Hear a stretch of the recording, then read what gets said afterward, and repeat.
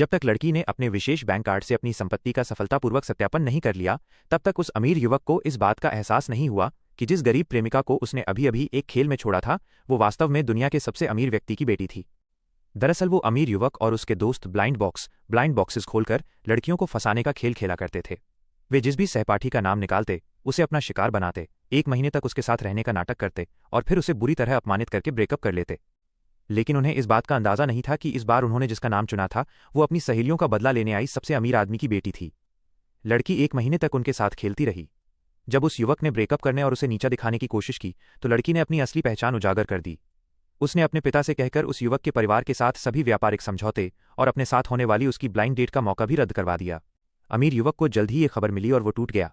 फिर भी उसने ये मानने से इनकार कर दिया कि वो लड़की अमीर है। उसे लगा कि लड़की को पहले से पता चल गया होगा कि उसके पिता व्यापारिक समझौते रद्द करने वाले हैं, इसलिए उसने अमीर होने का नाटक किया। लड़की ने उन मूर्खों से बहस करना बेकार समझा और वहां से चली गई। लेकिन उसका इरादा उन लड़कों को आसानी से छोड़ने का नहीं था जो लड़कियों की भावनाओं के साथ खिलवाड़ करते थे। उसने अपने पिता से स्कूल में एक स्कॉलरशिप चैरिटी इवेंट आयोजित करने को कहा, जिसमें सभी शिक्षकों और छात्रों को आमंत्रित किया गया। वो उन लड़कों को पूरे स्कूल के सामने सबक सिखाना चाहती थी। जल्द ही अमीर युवक और उसके दोस्तों को इस चैरिटी इवेंट की खबर मिली। उन्हें यह भी पता चला कि वहां एक नीलामी ऑक्शन में एक ऐसा हार नेकलेस है जिसे अमीर आदमी की बेटी खरीदना चाहती है। युवक ने सोचा कि वो उस हार को खरीदकर अमीर आदमी की बेटी को तोहफे में देगा, ताकि वो व्यापारिक संबंध और ब्लाइंड डेट का मौका वापस पा सके। लेकिन जैसे ही वे नीलामी स्थल पर पहुंचे, वे ये देखकर दंग रह गए कि वो लड़की वहां बेहद शानदार कपड़ों में आई थी। युवक और उसके दोस्तों ने तुरंत उसका मजाक उड़ाना शुरू कर दिया।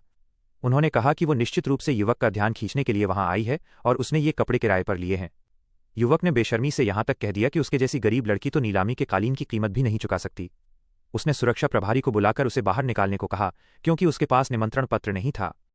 जब प्रभारी ने उसका निमंत्रण पत्र मांगा, तो लड़की ने शांति से अपना विशेष बैंक कार्ड निकाला। ये देखकर वे सब हंसने लगे और उसका मजाक उड़ाने लगे कि निमंत्रण पत्र न होने पर वो कार्ड दिखाकर बचने की कोशिश कर रही है। लेकिन अगले ही पल प्रभारी ने बड़े सम्मान के साथ लड़की से माफी मांगी और उसे खुद अंदर लेकर गया।